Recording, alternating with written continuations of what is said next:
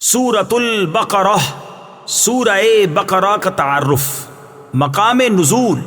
حضرت عبداللہ بن عباس رضی اللہ تعالیٰ عنہما کے فرمان کے مطابق مدینہ منورہ میں سب سے پہلے یہی سورہ بقرہ نازل ہوئی۔ اس سے مراد ہے کہ جس سورت کی آیات سب سے پہلے نازل ہوئیں۔ آیات، کلمات اور حروف کی تعداد: اس سورت میں 40 رکوع، 286 آیتیں، 6121 کلمات اور 25500 حروف ہیں۔ بقرہ نام رکھے جانے کی وجہ: عربی میں گائے کو بقرۃن کہتے ہیں، اور اس سورت کے 8ویں اور 9ویں رکوع کی آیت نمبر 67 تا 73، 67 تا 73 میں بنی اسرائیل کی ایک گائے کا واقعہ بیان کیا گیا ہے۔ اس کی مناسبت سے اسے سورہ بقرہ کہتے ہیں۔ سورہ بقرہ کے فضائل: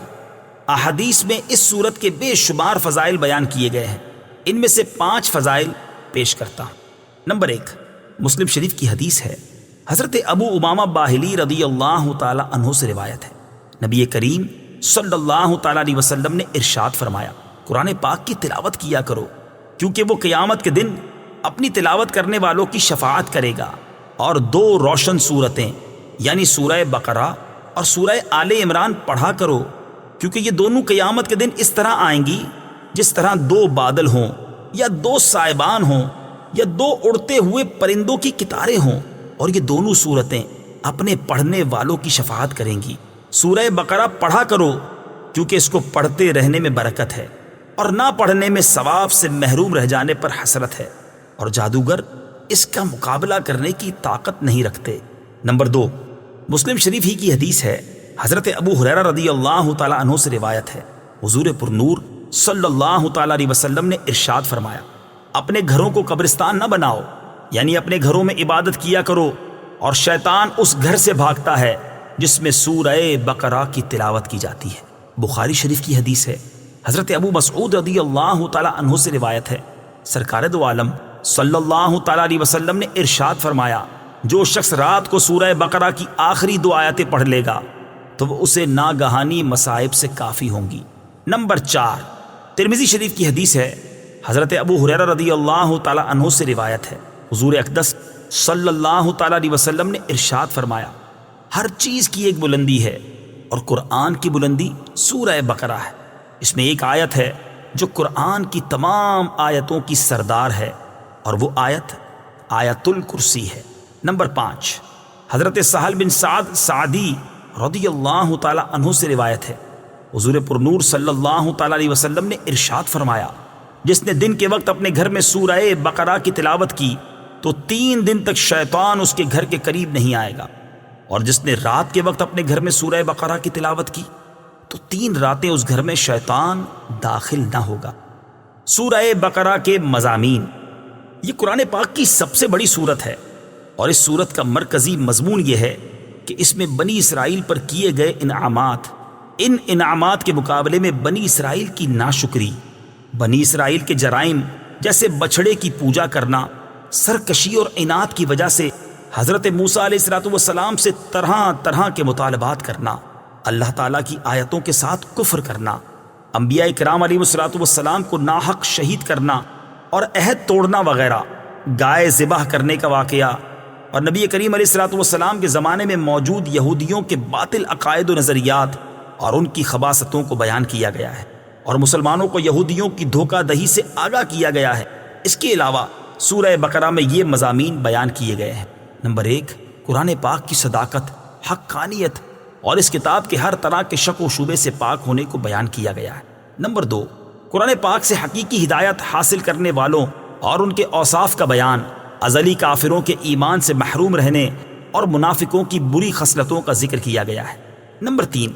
قرآن پاک میں شک کرنے والے کفار سے قرآن مجید کی سورت جیسی کوئی ایک سورت بنا کر لانے کا مطالبہ کیا گیا، اور ان کے اس چیز سے عاجز ہونے کو بھی بیان کر دیا گیا۔ نمبر 4، حضرت آدم علیہ السلام کی تخلیق کا واقعہ بیان کیا گیا، اور فرشتوں کے سامنے ان کی شان کو ظاہر کیا گیا ہے۔ نمبر 5، خانہ کعبہ کی تعمیر اور حضرت ابراہیم علیہ السلام کی دعا کا ذکر کیا گیا ہے۔ نمبر 6، اس صورت میں نبی کریم علیہ السلام کی پسند کی وجہ سے قبلہ کی تبدیلی اور اس تبدیلی پر ہونے والے اعتراضات و جوابات کا بیان ہے۔ نمبر 7، عبادات اور معاملات جیسے نماز قائم کرنے، زکوٰۃ ادا کرنے، رمضان کے روزے رکھنے، خانہ کعبہ کا حج کرنے، اللہ تعالیٰ کی راہ میں جہاد کرنے، دینی معاملات میں قمری مہینوں پر اعتماد کرنے، اللہ تعالیٰ کی راہ میں مال خرچ کرنے، والدین اور رشتہ داروں کے ساتھ سلوک کرنے، یتیموں کے ساتھ معاملات کرنے، نکاح، طلاق، رضاعت، عدت، بیویوں کے ساتھ ایلا کرنے، جادو، قتل، لوگوں کے مال ناحق کھانے، شراب، سود، جوا اور حیض کی حالت میں بیویوں کے ساتھ صحبت کرنے وغیرہ کے بارے میں مسلمانوں کو ایک شرعی دستور فراہم کیا گیا ہے۔ نمبر 8، تابوت سکینہ طالوت اور جالوت میں ہونے والی جنگ کا بیان ہے۔ نمبر 9، مردوں کو زندہ کرنے کے ثبوت پر حضرت عزیر علیہ السلام کی وفات کا واقعہ ذکر کیا گیا ہے۔ نمبر 10، حضرت ابراہیم علیہ السلام کو 4 پرندوں کے ذریعے مردوں کو زندہ کرنے پر اللہ تعالیٰ کی قدرت کا نظارہ کروانے کا واقعہ بیان کیا گیا ہے۔ نمبر 11، اس سورت کے آخر میں اللہ تعالیٰ کی بارگاہ میں رجوع کرنے، گناہوں سے توبہ کرنے اور کفار کے خلاف مدد طلب کرنے کی طرف مسلمانوں کو توجہ دلائی گئی ہے اور مسلمانوں کو قیامت کے دن سے ڈرایا گیا ہے۔ سورہ فاتحہ کے ساتھ مناسبت۔ سورہ بقرہ کی اپنے سے ماقبل سورت فاتحہ کے ساتھ مناسبت یہ ہے کہ سورہ فاتحہ میں مسلمانوں کو یہ دعا مانگنے کی تعلیم دی گئی تھی، اہدنا الصراط المستقیم، یعنی اے اللہ ہم کو سیدھا راستہ چلا۔ اور سورہ بقرہ میں کامل ایمان والوں کے اوصاف، مشرکین اور منافقین کی نشانیاں، یہودیوں اور عیسائیوں کا طرز عمل، نیز معاشرتی زندگی کے اصول اور احکام ذکر کر کے مسلمانوں کے لیے صراط مستقیم کو بیان کیا گیا ہے۔ بسم اللہ الرحمن الرحیم۔ ترجمہ، اللہ کے نام سے شروع جو نہایت مہربان رحمت والا ہے۔ الف لام میم۔ الف لام میم صراط الجنان میں ہے۔ قرآن پاک کی 29 سورتوں کے شروع میں اس طرح کے حروف ہیں، انہیں حروف مقطعات کہتے ہیں۔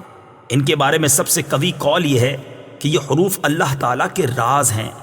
اور متشابہات میں سے ہیں۔ ان کی مراد اللہ تعالیٰ جانتا ہے اور ہم ان کے حق ہونے پر ایمان لاتے ہیں۔